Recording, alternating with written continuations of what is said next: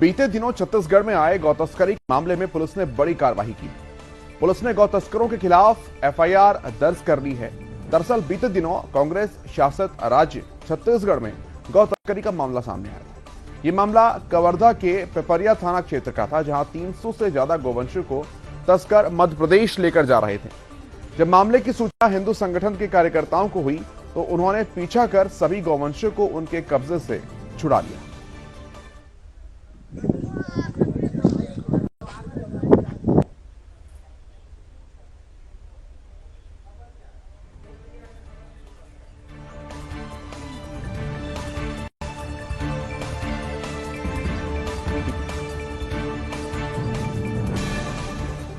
हिंदू संगठन के कार्यकर्ताओं ने पूरी कार्रवाई की थी और उसके बाद अब एफआईआर इस पूरे मामले में दर्ज हो चुकी है। कुछ प्रतिक्रियाएं हैं, पहले वो सुनते हैं। तस्करी मध्य प्रदेश से नागपुर जा रही है।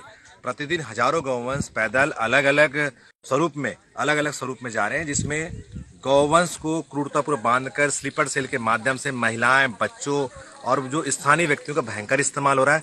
और ये दसरंगपुर थाने क्षेत्र में आता है, जो बिटकुली गांव में यहाँ पे गौवंश को 300 गौवंश लगभग है। ऐसे कई टोलियां मध्य प्रदेश थ्रू महाराष्ट्र कत्लखाने जा चुकी। चूंकि होली का महापर्व आ रहा है, बड़ी मात्रा में मीट की आवश्यकता है मार्केट में। उसकी पूर्ति के लिए गौवंश में चाहे भैंस हो, बच्चा हो, बछड़ी हो, जो गौ माता हो, सारी चीजों की तस्करी युद्ध स्तर से जारी है। गौपुत्र अपने अपने स्तर में गौवंश तस्करी लगातार रोकने का प्रयास कर रहे हैं, पर कहीं ना कहीं जो लोगों की उपेक्षा और प्रशासन की उपेक्षा की वजह से लगातार तस्करी और तस्करों के हौसले बुलंदी पे जब से कांग्रेस सरकार आई है, तो तस्करी की जो गति है लगातार बढ़ी है। और गौवंश की लाशों में राजनीतिक खेल गौठान का सरकार का लगातार चल रहा है। चलिए अधिक जानकारी लेते हैं। छत्तीसगढ़ से हमारे ब्यूरो चीफ योगेश मिश्रा हमारे साथ जुड़े हैं। योगेश, सबसे पहले तो आपसे यही जानना चाहेंगे, बहुत लंबे समय के बाद, हालांकि एफआईआर तो कम से कम दर्ज हो गई है, देर आए दुरुस्त आए, लेकिन आगे क्या कुछ कार्रवाई की उम्मीदें और रास्ते नजर आते हैं? किशोर, देखिए मैं आपको बता दूं, छत्तीसगढ़ में जब से कांग्रेस की सरकार बनी है, हम लगातार देख रहे हैं कि छत्तीसगढ़ के अलग अलग क्षेत्रों में गौ तस्करी का मामला बहुत बड़े जोर शोर से चल रहा है। और ये जो पूरा मामला आया है, ताजा मामला, जिसमें 200 से 300 गौवंशों को तस्करी होने से बचाया गया हिंदू संगठनों के द्वारा, ये पूरा क्षेत्र सरकार के वरिष्ठ मंत्री मोहम्मद अकबर का क्षेत्र है, मोहम्मद अकबर का जिला है। तो आप समझिए कि अगर सरकार के एक मंत्री के जिले में अगर इतने बड़े स्तर पर अगर रैकेट चल रहा है और पूरे हौसले बुलंद करने के साथ में अगर गौ तस्करी हो रही है, गौवंशों को काटने के लिए ले जाया जा रहा है, कितना दुर्भाग्यजनक बात है। और मैं आपको बता दूं, कल ही एक दुखद संयोग भी सामने आया है केशव, जिसमें कल यहाँ प्रदेश के जो मुख्यमंत्री भूपेश बघेल हैं, उन्होंने गौ पालकों के खाते में करोड़ों रुपए की राशि जो है जमा की है, इसलिए कि किसानों को बहुत सारी योजनाओं का फायदा मिल रहा है और हम जो है गायों को लेकर के बहुत सारा काम कर रहे हैं। तो सरकार जो है अपनी योजनाओं के माध्यम से अरबों रुपए खर्च करके विज्ञापन के जरिए बार बार ये बता रही है कि हम जो है गौवंशों का ध्यान रख रहे हैं और हमारे लिए किसान गौपालक बहुत महत्वपूर्ण है। लेकिन दूसरी ओर जमीनी रिपोर्ट क्या है, ये सिर्फ सुदर्शन न्यूज लगातार बता रहा है। मैं आपको बता दूं, यह सब पहला मामला नहीं है केशव। इससे पहले भी इसी जिले में, जहां से सरकार के वरिष्ठ मंत्री वन मंत्री मोहम्मद अकबर आते हैं, उसी क्षेत्र में इससे पहले भी गौ तस्करी का मामला फूटा था। इसके अलावा जहां से सरकार के मुखिया भूपेश बघेल आते हैं, दुर्ग जिले से प्रदेश के गृह मंत्री आते हैं, प्रदेश के कृषि मंत्री आते हैं, कई मंत्री, तमाम मंत्री, मैं आपको बता दूं पीएचई मंत्री आते हैं, वहां भी गौ तस्करी का मामला सामने आया था। तो कुल मिलाकर के छत्तीसगढ़ में कांग्रेस की सरकार बनने के बाद से हम देख रहे हैं, चाहे कन्वर्जन का मामला हो, धर्मांतरण का मामला, चाहे गौ तस्करों की बात करें, बड़े तौर पे इनका सिंडिकेट लगातार काम कर रहा है, बड़े रैकेट काम कर रहा है, जिसमें ग्रामीण स्तर पर भी जो सिंडिकेट है उनको तैयार किया गया है और उनके जरिए लगातार जो है गौ तस्करी हो रही है। बावजूद इसके प्रशासन कुंभकर्ण नींद में सोया हुआ है, आराम से सो करके तमाशा देख रहा है। और जो हिंदू संगठन के कार्यकर्ता है केशव, वो अपनी जान जोखिम में डाल करके देर रात पहुंच करके गायों की जान बचा रहे हैं, गौवंशों की जान बचा रहे हैं। बहुत दुर्भाग्यजनक बात है कि जो काम प्रशासन को करना चाहिए, जो काम सरकार को करनी चाहिए, वो काम हिंदू संगठन के कार्यकर्ता लगातार कर रहे हैं। और हम देख रहे हैं तस्वीरों में किस तरह से, कितने मुश्किल के बाद भी वो लगातार गौवंशों की जान बचा रहे हैं। केशव, बिल्कुल योगेश, जिस तरह से जानकारी आप दे रहे हैं, तो क्या ये कहा जा सकता है कि राज्य के अंदर खाकी और खादी, इन दोनों का जो मेल है, उसी के कारण इस तरह की घटनाएं रुकने का नाम नहीं ले रही है? कारण चाहे कुछ भी हो उसके।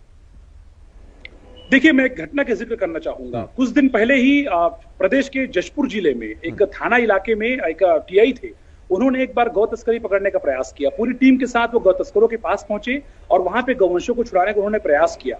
उसके बाद गौ तस्करों के हौसले इतने बढ़ गए केशव कि उन टीआई की गाड़ी में जो तस्कर थे उन्होंने गाड़ी चढ़ाने का प्रयास किया। बकायदा जो गांव के लोग थे, आसपास के लोग थे, जो तस्करों की पूरी फैमिली थी, वो आकर के थाने वाले को घेर चुकी थी।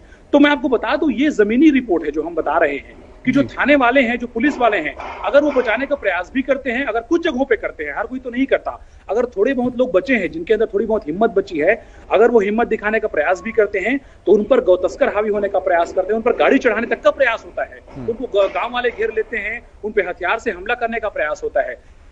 लेकिन वाह रे प्रशासन, वाह रे सरकार कि जहां पे तस्करों पे कार्रवाई करनी चाहिए वहां पुलिस वालों का ही ट्रांसफर कर दिया जाता है। यहाँ ये प्रदेश की हकीकत है।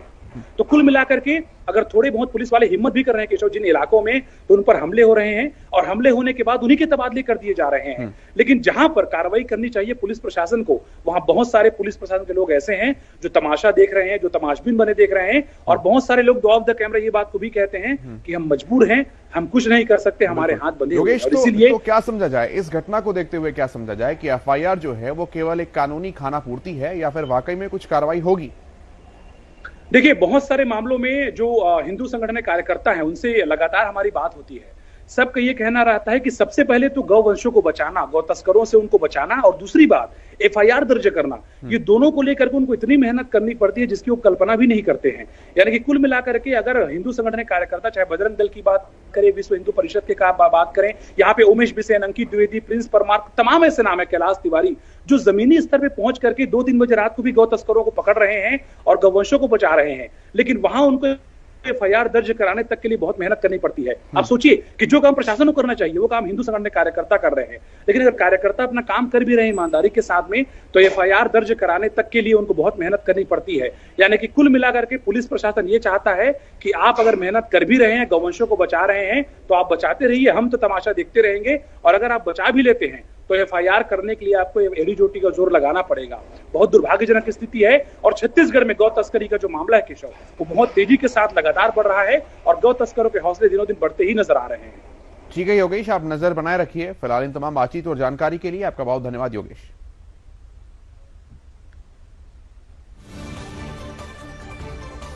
तो जैसा कि योगेश बता रहे हैं कि कार्यवाही वहां पर नहीं हो पा रही है और गौ तस्करों के हौसले इसी के चलते लगातार बुलंद भी नजर आते हैं।